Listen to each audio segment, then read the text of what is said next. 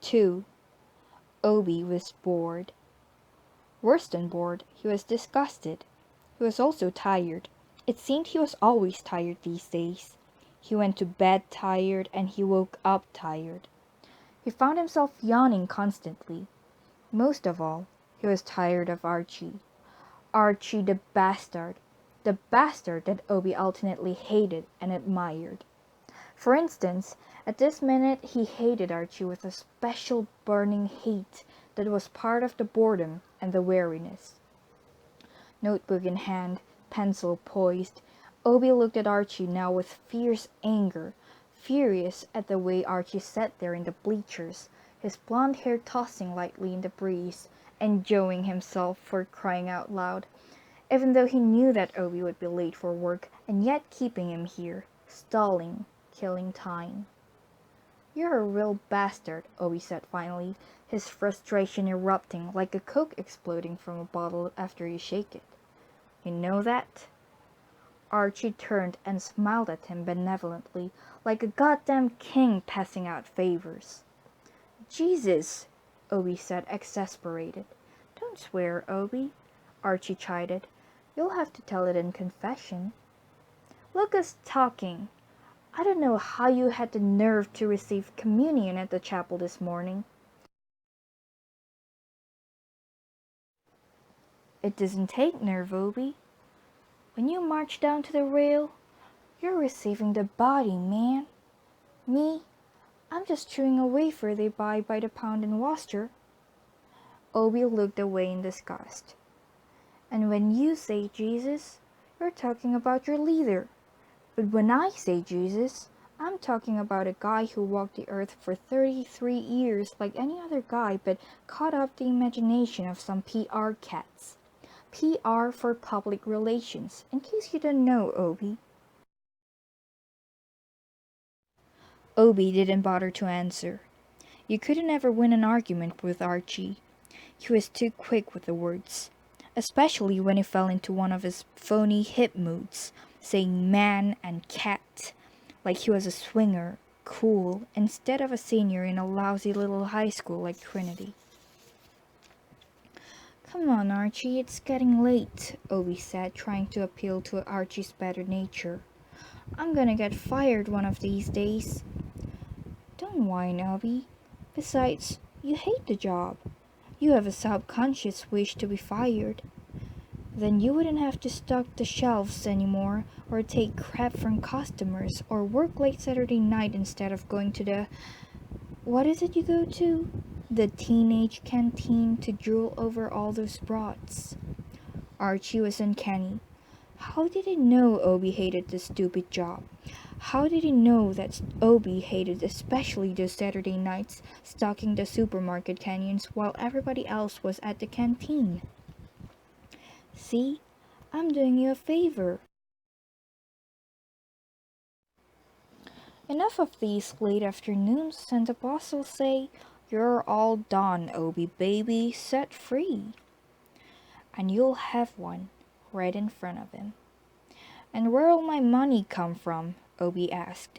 Archie waved his hand, signaling that he was tired of the conversation. You could see him physically withdraw, although he was only a foot or two away from Obi on the bleacher bench. The shouts of the fellows from the football field below echoed feebly in the air. Archie's lower lip dropped. That meant he was concentrating, thinking. Obi waited in anticipation, hating the thing in him that made him look at Archie in admiration. The way Archie could turn people on or off. The way he could dazzle you with his brilliance. Those vigil assignments that had made him practically a legend at Trinity. And the way he could disgust you with his cruelties, those strange offbeat cruelties of his that had nothing to do with pain or violence but were somehow even worse. It made Obi uncomfortable to think of that stuff, and he shrugged the thoughts away, waiting for Archie to talk, to say the name. "Stanton," Archie said finally, whispering the name, caressing the syllables. "I think his first name is Norman." Right, Obi said, scrolling the name. Only 2 more to go. Archie had to come up with 10 names by 4 o'clock, and 8 were now listed on Obi's pad. The assignment? Obi prodded. Sidewalk. Obi grinned as he wrote the word sidewalk. Such an innocent word. But what Archie could do was simple things like a sidewalk and a kid like Norman Stanton, whom Obi recalled as a blustering, bragging character with wild red hair and eyelids matted with yellow crap. Hey, Obi, Archie said. Yeah? Obi asked on guard. You really going to be late for work? I mean, would you really lose your job? Archie's voice was soft with concern, his eyes gentle with compassion. That's what baffled everyone about Archie, his changes of mood, the way he could be a wise bastard at one minute and a great guy the next. I don't think they'd actually fire me. The guy who owns the place, he's a friend of the family. But I mean, getting there late doesn't, help the cause. I'm overdue for a raise, but he's holding it back until I get on the ball. Archie nodded, all businesslike. All right, we'll wrap it up. We'll get you on the ball. Maybe I ought to assign someone to the store and make life interesting for your boss. Geez, no, Obi said quickly. He shivered with dread, realizing how awesome Archie's power really was. Which is why you had to stay on the good side of the bastard. Buy him Hershey's all the time to satisfy his craving for chocolate. Thank God Archie didn't go into pot or that stuff. Obi would have had to become a pusher for crying out loud to supply him. Obi was officially the secretary of the vigils, but he knew what the job really demanded. Carter, the president, who was almost as big a bastard as Archie, said, "Keep him happy. When Archie's happy, we're all happy." 2 more names. Archie mused now. He rose and stretched. He was tall and not too heavy. He moved with a subtle rhythm, languidly, the walk of an athlete, although he hated all sports and had nothing but contempt for athletes, particularly football players and boxers, which happened to be Trinity's 2 major sports. Usually Archie didn't pick athletes for assignments. He claimed they were too stupid to absorb the delicate shadings, the subtle intricacies involved. Archie disliked violence. Most of his assignments were exercises in the psychological rather than physical. That's why he got away with so much.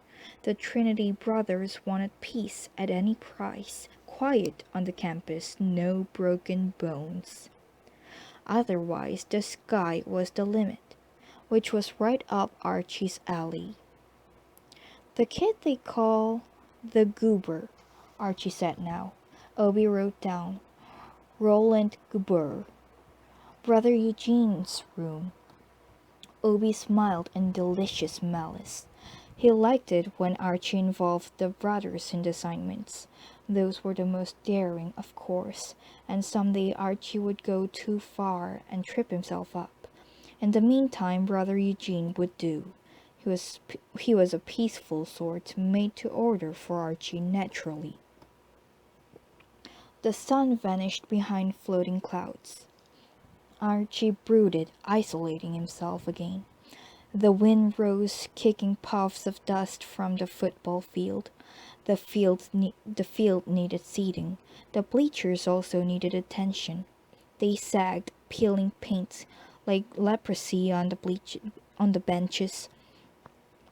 The shadows of the goalposts sprawled on the field like grotesque crosses. Obi shivered. What the hell do they think I am? Archie asked. Obi remained silent. The question didn't seem to require an answer. It was as if Archie was talking to himself. These goddamn assignments, Archie said. Do they think it's easy? His voice dripped sadness. And the black box. Obi yawned. He was tired and uncomfortable. He always yawned and got tired and uncomfortable when he found himself in situations like this, not knowing how to proceed, surprised at the anguish in Archie's voice. Or was Archie putting him on? You never knew about Archie. Obi was grateful when Archie finally shook his head as if warding off an evil spell. You're not much help, Obi. I never thought you needed much help, Archie. Don't you think I'm human too? I'm not sure, that's what Obi almost said. All right, let's finish the damn assignments. One more name. Obi's pencil was poised. Who was that kid who left the field a few minutes ago? The one they wiped out. Kid named Jerry Renault. Freshman, Obi said, flipping through his notebook. He searched the R's for Renault. His notebook was more complete than the school's files. It contained information carefully coded about everyone at Trinity, the kind of stuff that couldn't be found in official records. Here it is. Renault, Jerome E., son of James R., pharmacist at Blake's. The kid's a freshman. Birthday, let's see, he just turned 14. Oh, his mother died last spring. Cancer. There was more information about courses and records in grammar school and extracurricular activities, but Obi closed the notebook as if he were lowering the coffin lid. Poor kid, Archie said. Mother's dead. Again that concern, the compassion in his voice. Obi nodded. One more name. Who else? Must be hard on the poor kid. Right, Obi agreed, impatient. Know what he needs, Obi? His voice was soft, dreamy, caressing. What? Therapy. The terrible word shattered the tenderness in Archie's voice. Therapy? Right, put him down. For crying out loud, Archie. You saw him out there. He's just a skinny kid trying to make the freshman team. Coach will grind him up like hamburger. And his mother's barely cold in the grave. What the hell are you putting him on the list for? Don't let him fool you, Obi. He's a tough one. Didn't you see him get wiped down there and still get to his feet? Tough and stubborn. He should have stayed down on that turf, Obi. That would have been the smart thing to do. Besides, he probably needs something to keep his mind off his poor dead mother. You're a bastard, Archie. I said it before and I'll say it again. Put him down. Ice in the voice, cold as polar regions. Obi wrote down the name. Hell, it wasn't his funeral. Assignment? I'll think of something. You've only got till 4, Obi reminded. The assignment must fit the kid. That's the beauty of it, Obi. Obi waited a minute or two and couldn't resist asking, You running out of ideas, Archie? The great Archie Costello running dry. The possibility was staggering to contemplate. Just being artistic, Obi. It's an art, you know. Take a kid like this Renault. Special circumstances. He fell silent. Put him down for the chocolates. Obi wrote down Renault chocolates. Archie would never run dry. The chocolates, for instance, were good for a dozen assignments. Obi looked down at the field where the guys were skirmishing in the shadow of the goalposts. Sadness seized him. I should have gone out for football, he thought. He had wanted to. It'd been hot stuff with Pop Warner at St. Joe's. Instead, he had ended up as secretary of the vigils. Cool. But hell, he couldn't even tell his parents about it. Know what, Archie? What? Life is sad sometimes. That was one of the great things about Archie. You could say things like that. Life is shit, Archie said. The shadows of the goalposts definitely resembled a network of crosses, empty crucifixes. That's enough symbolism for one day, Obi told himself. If he hurried, he could make the 4 o'clock bus to work.